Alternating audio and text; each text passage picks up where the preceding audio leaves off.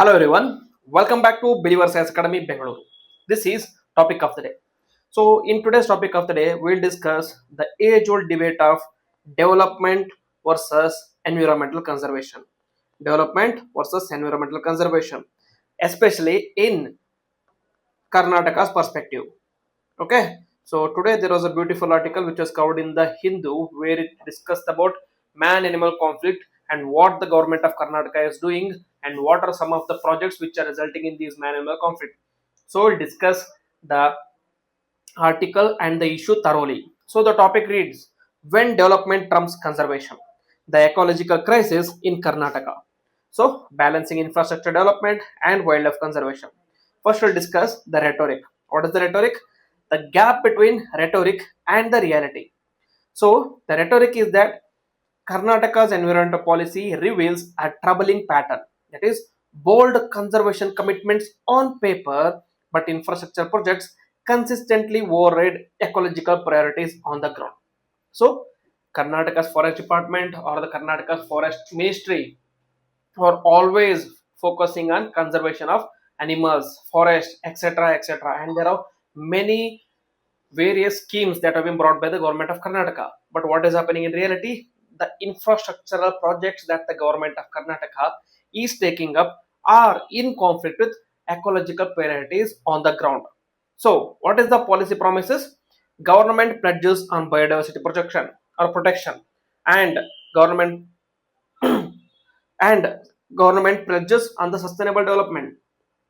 The ground reality is infrastructure projects in approved recently in sensitive wildlife zones with alarming frequency. Not just one, two, three. There are many projects which have been approved recently in sensitive wildlife zones. We'll discuss what are those and what is the consequences of this. The consequences is the wildlife deaths, habitat fragmentation, and escalating human-animal conflict. So we'll discuss what are the policy promises and few of these major environmental flashpoints. So in the article, we discuss about one case study as such. That is the Sharavathi Pumped Storage Project.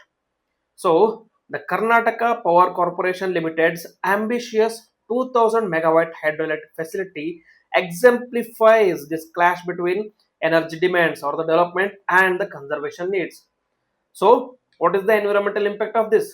The environmental impact of this is 42 plus hectares of pristine forest land to be cleared, located within the lion-tailed macaque wildlife sanctuary. The lion-tailed macaque wildlife sanctuary. This lion-tailed macaque. This is the lion-tailed macaque, or in Kannada they are called as Singalika.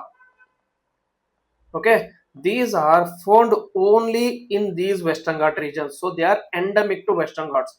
And if you are allowing a project which is going to harm their habitat, which is only Western Ghats, then it is obviously going to lead to the extinction or threat to these vulnerable animals. Okay, next, 700 endangered macaques will be directly affected, approved despite the conservation objections. There were objections, people protested here, that is ಪರಿಸರಕ್ಕಾಗಿ ನಾವು ಏನು. So there was uh, what do you say, there was a protest, that is ಪರಿಸರಕ್ಕಾಗಿ ನಾವು was a protest done by Karnataka people, but it was ignored by the government of Karnataka and went ahead with this project. Critics argue that proposed mitigation measures are superficial and band-aids on the critical wound, failing to address the fundamental habitat destruction. So this is about Sharavathi Pumped Storage. This one. Okay. So 6 kilometer road upgradation, 4.5 kilometer new road will be needed, and roads, access tunnels discharging to Gerusappa Dam. Gerusappa Dam is nothing but it is connected to Jog Falls, and tunnels to draw water, road, etc., etc. For all this infrastructure, we need to cut off 42 hectares of land, which is going to directly impact the life of lion-tailed macaque. Okay, that is National Board for Wildlife and the State Board of Karnataka granted approval despite the vocal opposition, that is Parisarakagi Navu, from the conservation scientists and environmental activists. So, if this is one of the examples, what are other examples? There are many other examples, such as mini-hydel projects that is being taken up in pristine Cauvery Wildlife Sanctuary in Chamarajnagar. Okay, so this is nothing but death by thousand cuts. Under this, there will be three projects. One is Ranganatha Swami, and second is Bharachukki, third is Balaji Kaveri Power. They threaten the delicate ecosystem of Cauvery Wildlife Sanctuary. What about this? There will be small individual footprints. That is, each project appears modest when evaluated in isolation. If we consider them as individual projects, then they are not harming much of the ecology, making it appear easy to justify. But the cumulative devastation, that is, together they fragment the riverine ecosystem and sever critical wildlife corridors. What is this? So, if this is the stretch of the river, if this is a stretch of Kaveri River, the projects are considered individually. The area being affected is only this much. But once you consider these projects together, then the area being impacted is not just this much, but complete this area. So, all these wildlife corridors through which the elephants or the tigers used to commute or used to transport from one area to another area will be fragmented. Now they have to pass through this man-made structure, which is going to affect these particular animals. Okay, so they affect these riverine ecosystems. If this is a river, riverine ecosystem will be affected. Also, the critical wildlife corridors will also be affected. So, what will be the hidden cost? That is the long-term ecological damage that far exceeds short-term energy gains. Okay, so this is what appears to be environmentally friendly when it considers isolation, but in reality is a large-scale death and destruction of the environment.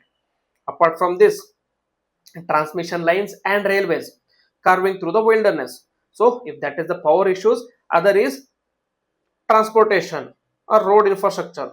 Okay, one is Goa Tamnar 400 kilowatt transmission line.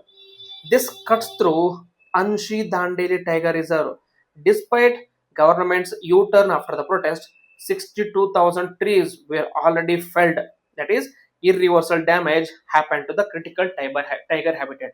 Okay, so this power transmission line was later revoked. The government rode back on this, but till then, already 62,000 of the trees were cut off, meaning those trees are gone permanently.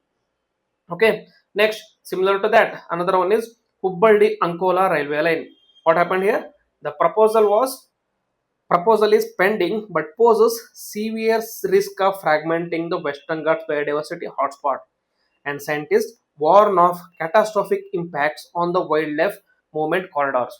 We have to understand these areas, Hubballi may be not in the Malnad region or not in the Western Ghats region, but this Ankola is present in the Western Ghats region.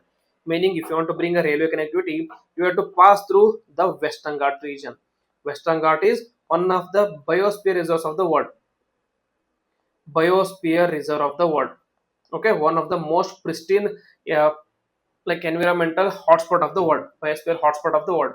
If you are going to go against this hotspot of the world, then it is going to affect not only the region but also biodiversity there all the biodiversity there. Considering this, two committees, that is, one is Kasturi Rangan committee and Gadgil committee, both focused on the conservation of this Western Ghats. Gadgil committee promoted for considering complete Western Ghats as eco-sensitive zone, whereas Kasturi Rangan made a middle path where at least 30% of the Western Ghats has to be considered as exclusively eco-sensitive zones. But currently we are following the Kasturi Rangam formula. We have not considered Gadgil formula. Because of this, where 70% of the Western Ghats is allowed for the developmental activities, it has led to various ill activities such as fragmentation, such as biodiversity loss, and one of the major implication of this is the frequent landslides that are happening in the Western Ghats, be it why not in Kerala or be it in Karnataka near Shirsi. Okay, this is because of the significant infrastructural activities happening in this particular area. Next, what are the impacts of this particular developmental activities? wildlife deaths, and escalating human conflict. That is, the human cost of habitat destruction manifests in tragic encounters between people and the wildlife, creating a cycle of retaliation and loss. Tiger crisis. In 2025, six tiger deaths were linked to retaliatory killings as big cats entered into human settlements searching for prey and territory. That is, in Malay Mahadeshwara Wildlife Sanctuary or Tiger Reserves of India, Malay Mahadeshwara Wildlife Sanctuary of India, six tigers were killed in last 2 months. Five of which were a family of single tiger, which were poisoned to death, and recently in the last week one male tiger was killed because they encroached upon people's land and they started eating cattle. As a result, as a retaliation, they killed these two tigers. So here you can see the tiger crisis that is happening as a direct result of these infrastructural activities. Next, elephant conflict in 2019-2024. 160 human deaths have happened from the elephant encounters between 2019 to 2024. 22,483 conflict cases were reported in 24-25 alone. Crop cattle losses are mounting, and community support for conservation is eroding. Okay, so because elephants are losing their habitat, they are encroaching upon human-made activities such as agriculture or horticulture, agri or horticulture. So in order to save their agriculture or horticulture produce, what human beings are doing is human beings are going for certain like retaliatory actions, that is using the fences, wired fences, electric fences, or use of crackers, firecrackers, etc., etc. And also elephants are also being victims of this railway lanes as well. So this is resulting in elephant as well. Then, as the habitat shrinks and corridors disappear, wildlife has nowhere to go but into agricultural lands and the villages, setting the stage for tragedy, setting the stage for human-animal conflict. Okay, so the encroachment emergency. That is, there are 44,812 pending encroachment cases in India, of which only 243 have been cleared. That is, with a clearance rate of just 0.5% clearance rate is there.